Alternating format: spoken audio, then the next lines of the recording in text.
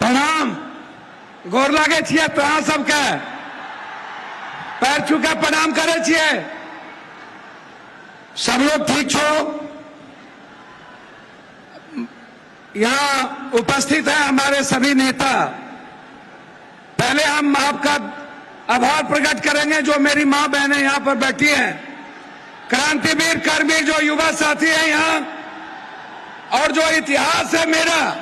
मैं एक बात आपको बता दूं, मैं सिर्फ सीमांचल और कोसी के विकास के लिए आज जो यहाँ बहुत हमारे माननीय मंत्री जी लोग जो वरिष्ठ मिनिस्टर हैं, हमारे जीतन बाबू यहाँ पर मौजूद हैं जो हमारे लिए पिता के तरह है, चिराग पासवान जी जो मेरे बहुत ही करीब, रामविलास जी ही मेरे साथ बहुत करीब थे, मैं गिरिराज जी का, सभी लोगों का, माननीय सांसद, माननीय बिहार सरकार के मंत्री, माननीय विधायक और माननीय विधान पार्षद, और यहाँ उपस्थित इस सीमांचल और कोसी की आवाज, एक जिन्होंने संघर्ष किया, जिन्होंने जिद था, जिनके भीतर जुनून था एक परिवर्तन का, और वो संकल्प लिया गया था।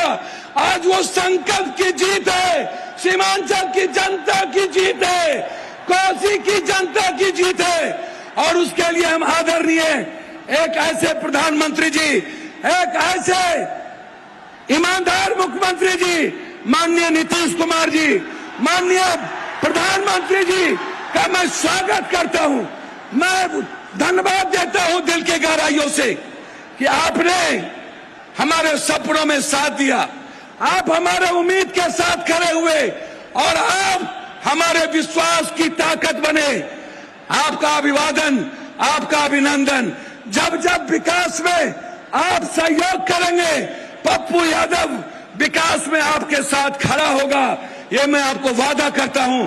मैं सिर्फ 4 बात कहना चाहूंगा। एक, माननीय दिलीप बाबू, आप नायक हैं, आप नेतृत्व कर रहे हैं, आप पर गर्व है हमें। मैं सिर्फ इतना कहना चाहूंगा, हम 5 चीज का डिमांड करना चाहेंगे। माननीय मंत्री और पूरा बिहार सरकार, पूरा भारत सरकार यहाँ पर मौजूद है। नित्यानंद बाबू से भी बहुत उम्मीद है, हमें अपेक्षा है कि नित्यानंद बाबू हमारी बात को सुनेंगे। एक आग्रह है कि आप कोसी सीमांचल जो बाढ़ से पीड़ित है, हार्ड डैम, हम बार बार हार्ड डैम का मांग उठाते हैं।